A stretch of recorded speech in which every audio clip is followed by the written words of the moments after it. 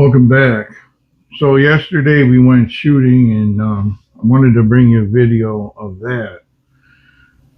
But fate intervened and I started having trouble with my barrel and it has developed a ring. So I've heard about rings. I've never seen one. Um, we're gonna look at it here, talk about it. If you have any experience with that, let me know.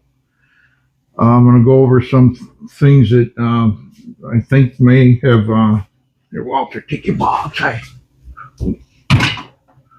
Oops. Um, I have a rambunctious golden retriever. Talk about some things that I maybe noticed along the way, things I didn't at the time, but when we're shooting it, and the previous session, I had these clean bore flyers, and they weren't just a little bit out of the group, they were 6 inches out of the group. And then yesterday, I had the same clean bore flyers, but then I had one down here. I had some that were completely off the cardboard, and I'm shooting off of this sandbag setup, and it is rock solid. So it's not human error. It's not the setup. The platform is absolutely stable. So we noticed that we had some flyers, and then when the gun got a little dirty, but I wiped between shots, they came back in here. Kind of crazy. And then at one point I looked down and my barrel wedge was hanging out like this. So I thought maybe I bumped it because it never was super tight, but it would just kind of spring and shoot out of there. I never came out in the field. So I got home and I started cleaning the gun. Let me turn. We're going to look at this.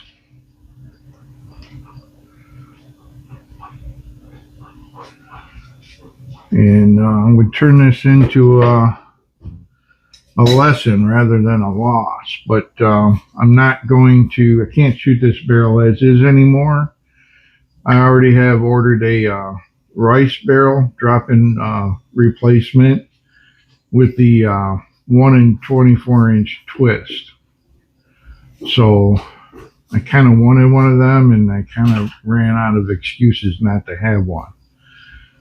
And then I have some plans for this barrel. I'll get to towards the end. But so what I noticed when I ran a patch down in here, it would get loose, and then it would just like slip through a spot so long, and slip and tighten up again, and coming back it would do it in the same place. So I marked my range rod. I pulled it out, and it coincided with the wedge and the wedge slash underlug on this barrel. So then I looked down the barrel, and I got the light right. I'm going to show that now. Let's see if I can do that. You can see it. Let me get that down here, and you can see right here. There it is. You see that lump, and that lump continues over to this side.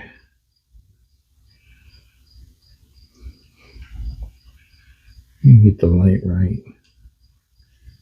Anyway, I think I think it's going to show up. It shows up good over here anyway.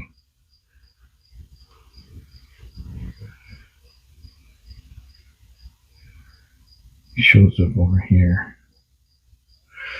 So I started thinking about what might have caused this.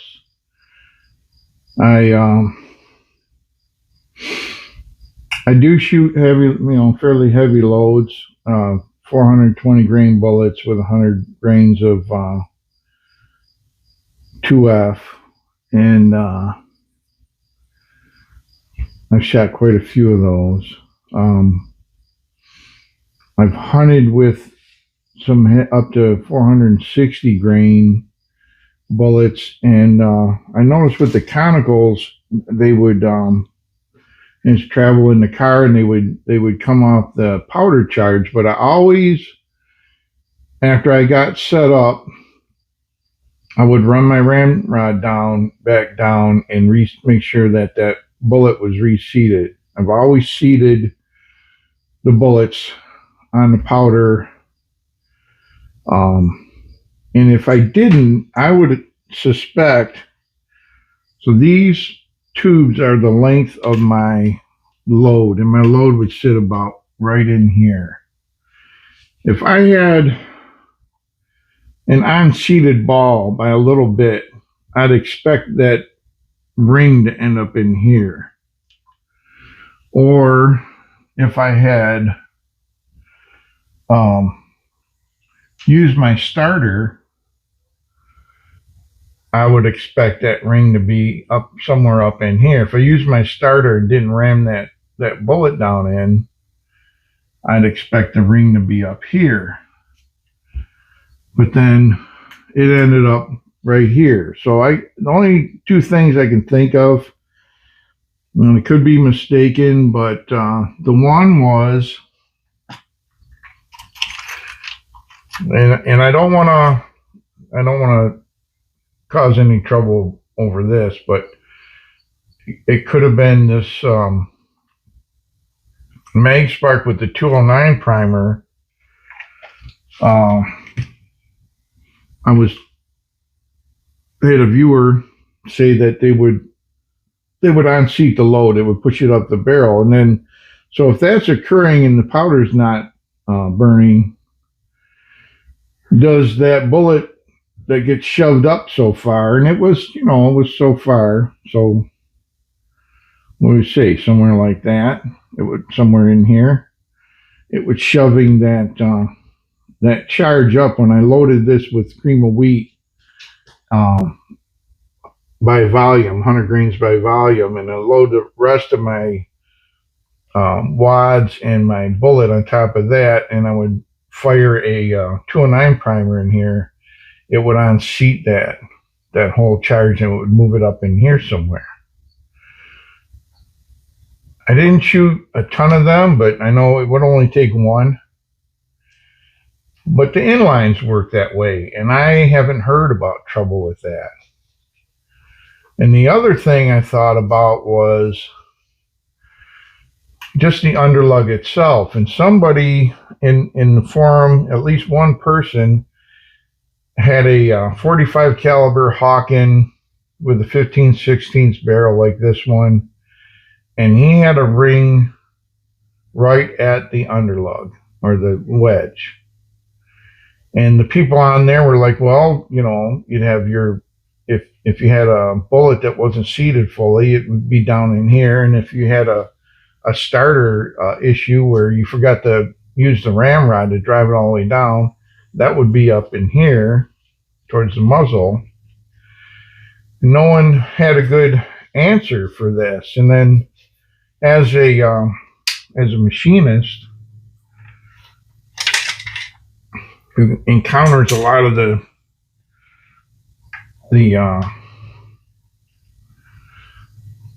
properties of steel and the weird stuff it does that you don't think about until you start working with it. Cutting this dovetail in driving this underlug in there, the cutting it would likely relieve stress and cause this barrel to slightly bend this way, most likely. And then driving this underlug into this dovetail pushes on the ends, and it also pushes up that way. So it would make assuming that this is one of the last operations done to this barrel, it would make a tight spot here. Naturally, like, if you had if you put one of these screws went too deep and pushed on the barrel, and make a tight spot that you might not see anything going on, but you can sometimes feel with a tight patch. And then the other thing now that I notice is this is loose. It just slides in there, which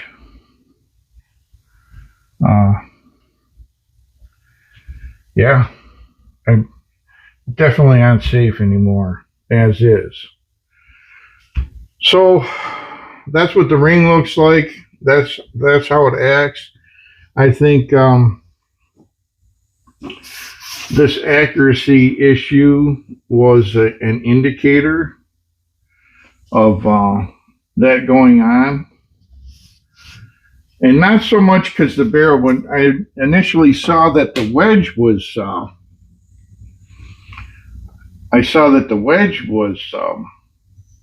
falling out, I thought, well, the barrel at that point would just be held in by the ramrod, and it was moving around. But that couldn't be, because what I had previously done, and I scraped it off now, but I had I oiled it up, waxed it, and oiled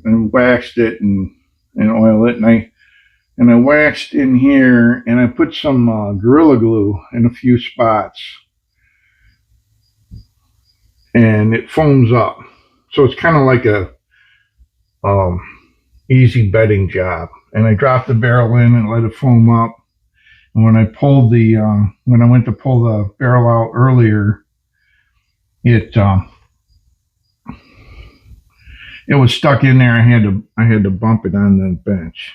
So that wasn't the cause of the inaccuracy. I think what happened was sometimes that bullet skated past this area. When it got a little bit dirty, it skated past this area and continued on and shot reasonably well. But when it was clean, I think it got to that area and it got some blow by gas cutting, or just enough of a misalignment to deform it and cause some problems that way.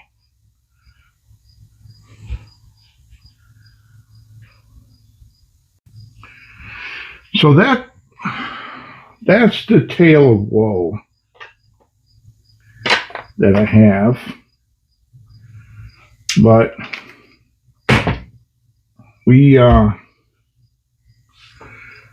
not sing the blues here, and so what we do is we soldier on. And it's like I said, I have a new barrel coming, but then I started looking at this thing this morning and saying, well, what can be done with it? Does it become a tomato steak, or do I just put it up on the wall as a trophy?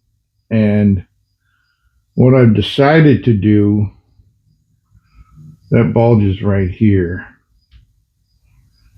I'm going to cut 8 inches off the back of this barrel. I'm going to take the breech plug out, cut the barrel down, rethread it, rebreech it, and then I'll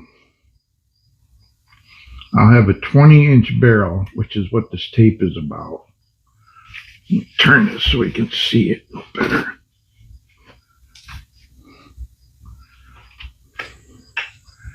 So this tape, the back end of this tape, would be where this barrel would end.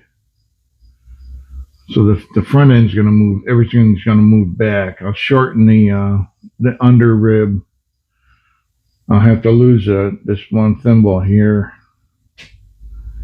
I'll recut the dovetail for the underlug and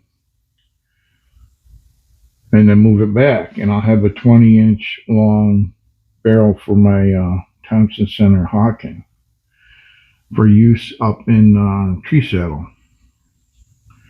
And I'll have that other barrel. So I have two.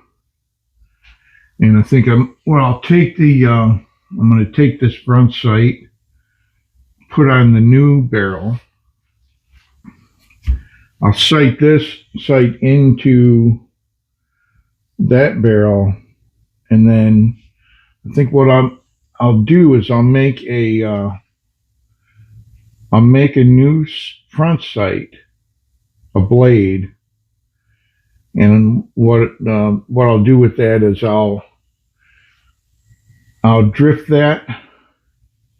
I'll make it high enough to file it down, so I'll sight in the front sight on this barrel. That way I'll have two barrels that are both sighted in to one setting on this rear sight. I won't have to move it, if that makes sense. So it is what it is. Otherwise, it's a good barrel. It's got that bulge there, and I don't see a reason why I can't move that breech up. I probably even have, depending on what thread it is, I probably already have the tap in my toolbox at work.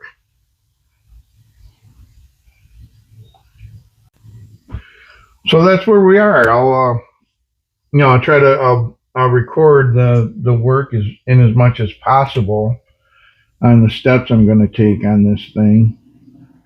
Right now, I'm going to pull the barrel off and I'll start soaking it with parts blaster back here. And then I might have to make a wrench for the breech plug. I'm not sure, but so I'll do that and break this free and start taking some measurements, and then we'll move that up, and then when I get that other barrel in, I'll get that to the range, and that'll be another process. It comes in the white, so right now I'm deciding thinking about whether I want to do it in blue or in brown. I'm leaning towards brown, so I have to get some chemical for that. And other than that, there it is. I don't know, other than maybe lighter loads or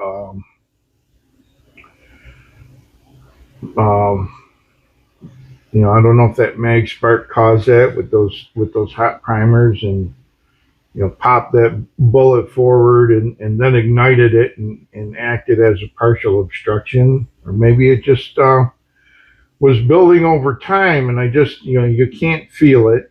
I can measure it. Got 15/16 barrel, so we got, let's see, we turn it here. We go from 940 to 945 there, back to 940. So I can measure it. 940 is 2.5 thou per side if it's even all the way around, or total if it's on one side, it's a $5,000 gap, which is as deep as the rifling probably, or a little deeper. But that's what it is. If you ever had this happen, or